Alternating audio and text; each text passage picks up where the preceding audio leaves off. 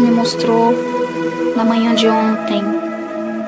E eu não posso deixar de anunciar, irmão, não posso deixar, irmãos, de falar o que Deus tem me mostrado, as coisas que o Eterno tem me revelado, para que a gente venha se despertar. E eu quero contar detalhadamente a visão do arrebatamento que eu tive.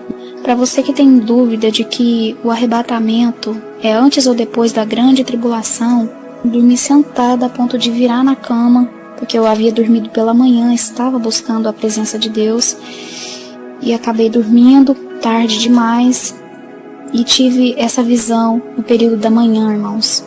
E é algo muito sério que eu vou falar aqui. De antemão eu já quero te avisar.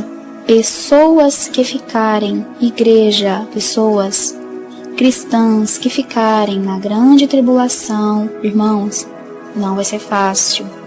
Não vai ser fácil. As pessoas não têm acreditado. A palavra tem sido pregada. O grito da meia-noite tem sido pregado, irmãos.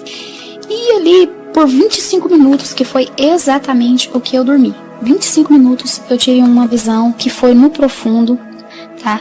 Já não é de hoje que ele vem falando com o pai. Pai, me mostra. Pai, fala comigo. Falando no oculto.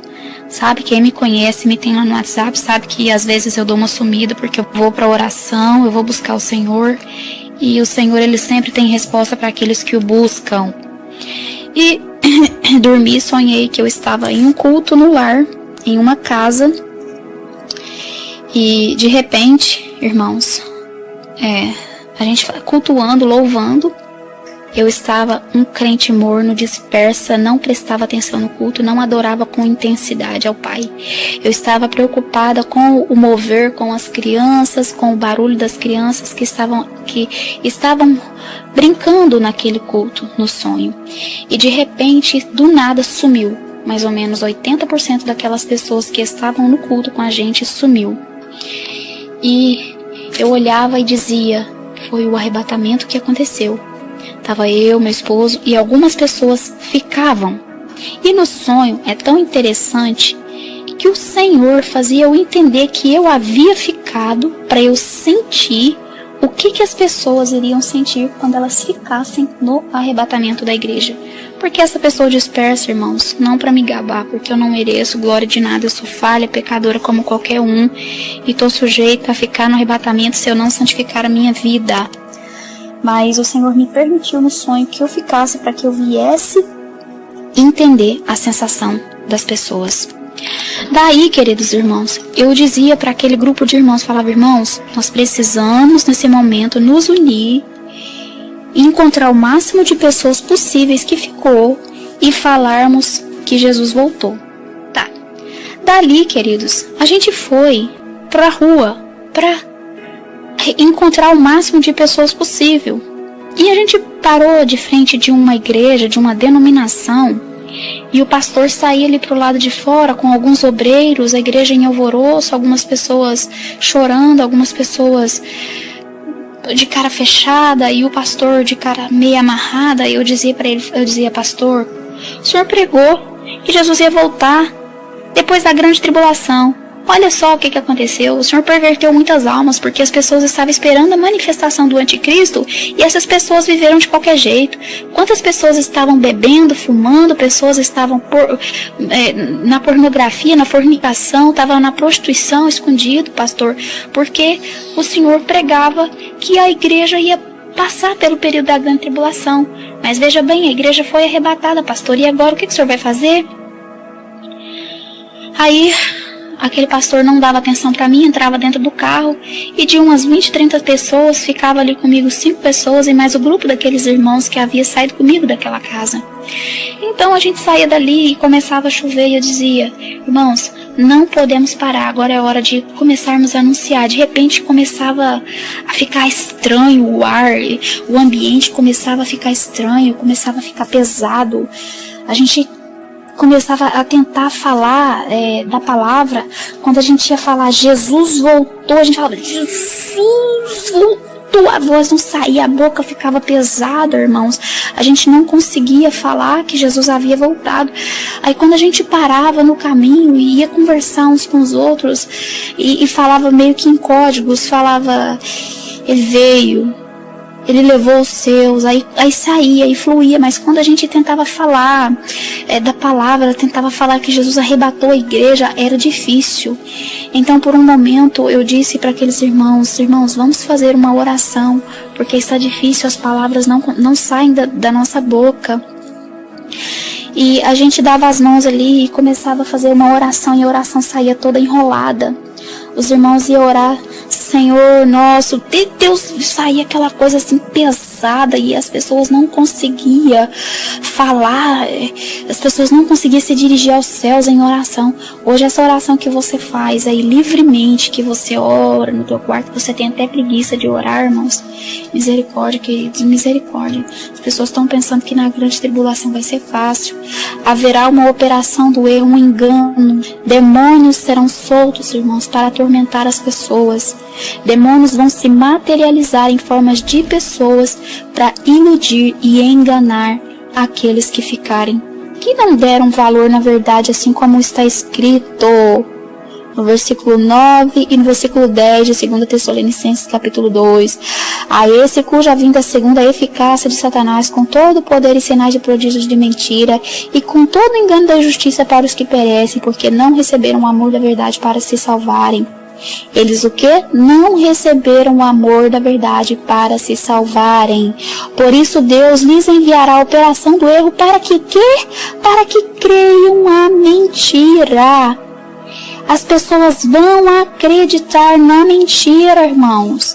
Por quê? Porque elas não deram valor na verdade para serem salvos.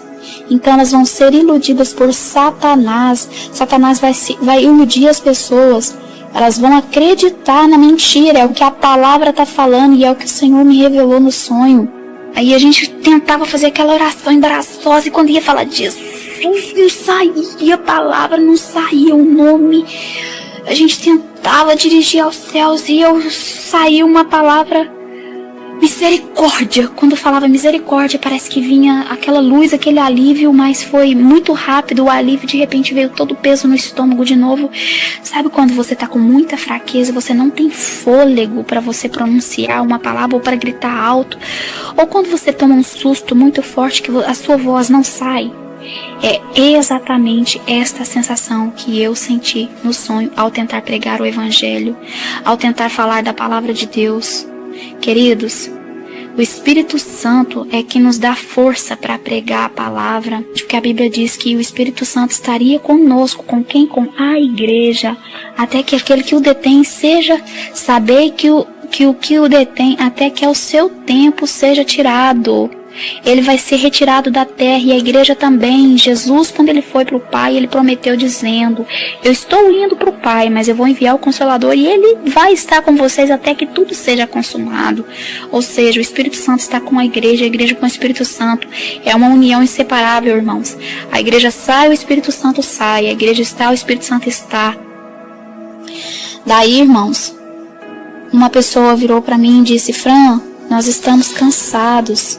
Não é assim que se prega a palavra. Vamos ter sabedoria para pregar a palavra. E me vinha aquela coisa. E eu dizia para aquele irmão, você teve a vida toda, isso com muito esforço no abdômen para sair, para conseguir falar. Você teve 30 anos de evangelho. Agora você está me dizendo que 7 anos é difícil para você? Se você não der o seu sangue, se você não der a tua cabeça, você vai perder a ação. Eu falava para ele. E ele começava a chorar e eu dizia: agora vamos. E começava a chover. E de repente começava a sair som dos postes, do ar, sei lá de onde que saía som. E era aquela voz pacífica, entre aspas, do anticristo, já pronunciando o que havia acontecido. E muitas casas abertas, sem ninguém, televisões ligadas, carros parados no meio da rua, aquela confusão tremenda.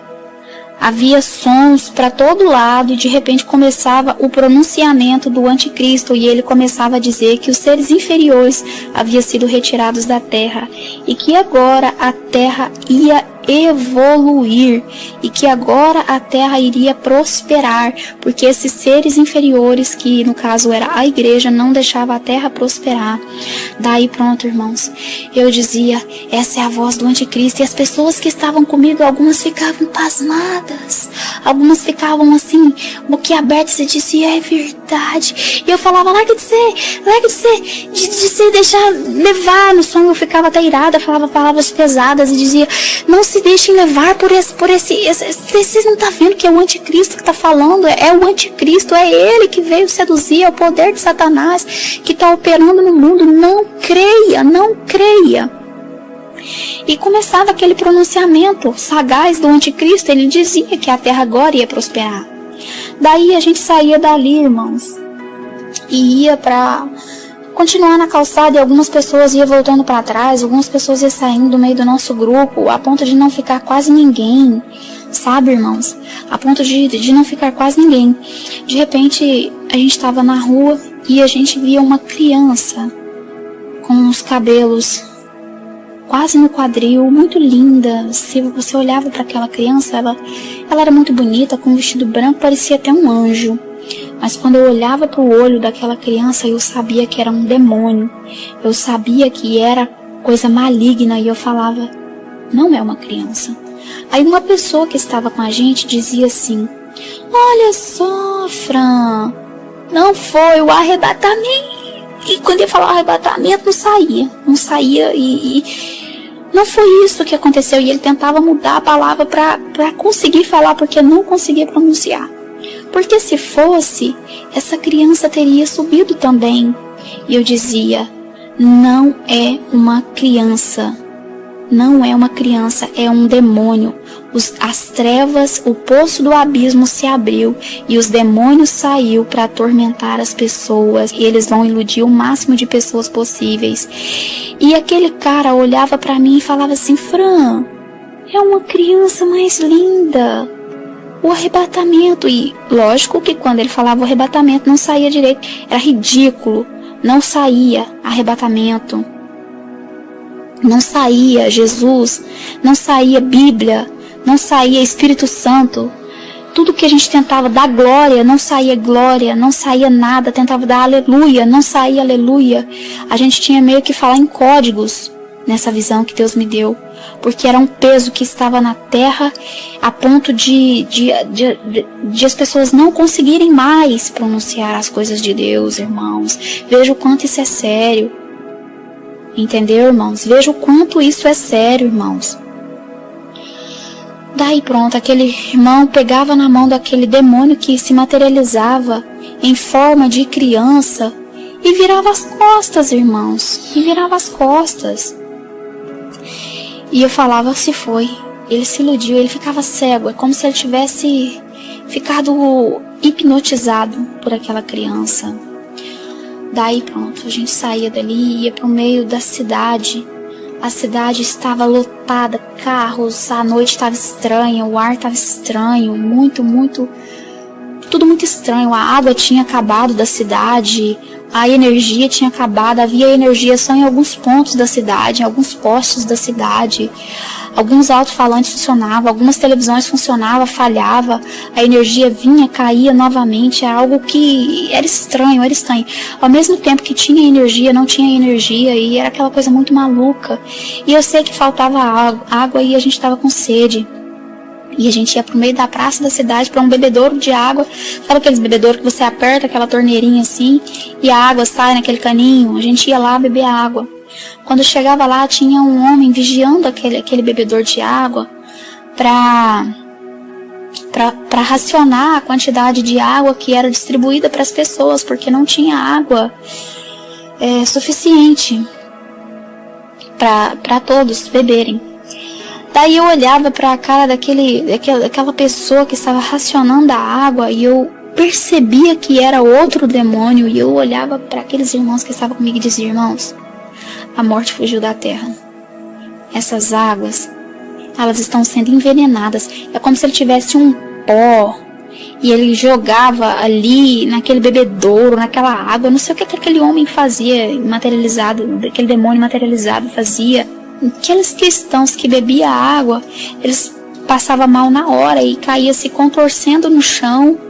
E eu e alguns irmãos diziam: vocês foram beber dessa água, as águas estão envenenadas, não poderia ter bebido dessa água.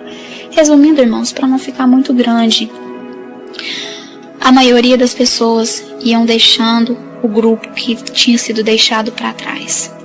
A maioria das pessoas eram iludidas pelo poder sedutor de Satanás, que se materializava em forma humana e iludia grande parte. Você que está ouvindo a verdade, que está vivendo uma vida mais ou menos, uma vida de faz de conta, vive no adultério, na prostituição, triângulo amoroso, está vivendo na mentira, no engano, não adianta pensar que depois ficar aqui na grande tribulação, ok, beleza, vou entregar isso para o anticristo e pronto. Vai vendo, o anticristo vai enganar todo mundo, vai ser pego facilmente pela marca da besta, vai ser pego facilmente. As pessoas não conseguiram ficar sem gasolina quando teve problema. Não conseguiu ficar sem gasolina, vai conseguir ficar sem comer, sem beber. Tá aí pensando que a grande tribulação vai ser mamão com açúcar, queijo com goiabada? É só você ir por monte, beleza? Queridos, o poder sedutor do diabo vai estar para todo lado. O diabo, ele atravessa a parede, tá? As pessoas estão achando que a igreja vai ficar na grande tribulação por causa disso. Deus vai livrar a igreja dentro da grande tribulação, não. A noiva santa vai ser retirada. Aí eu já vi que teve pessoa afrontando, dizendo que a gente precisa estudar mais. Quem precisa estudar mais são essas pessoas que estão aí dizendo que a igreja precisa ser purificada pelo fogo. A igreja foi purificada pelo sangue do Cordeiro. Quem nos justifica é o sangue de Cristo, não é a grande tribulação, que como nunca houve, jamais haverá. Apocalipse capítulo 3, versículo 10 diz: como guardaste a palavra da minha paciência, eu também te guardarei da hora da tentação, que há de vir sobre todo mundo para tentar os que habitam na terra. O negócio está no plural, irmão. Mas tem uma passagem que diz que o Senhor não nos predestinou para a ira, mas para a glória.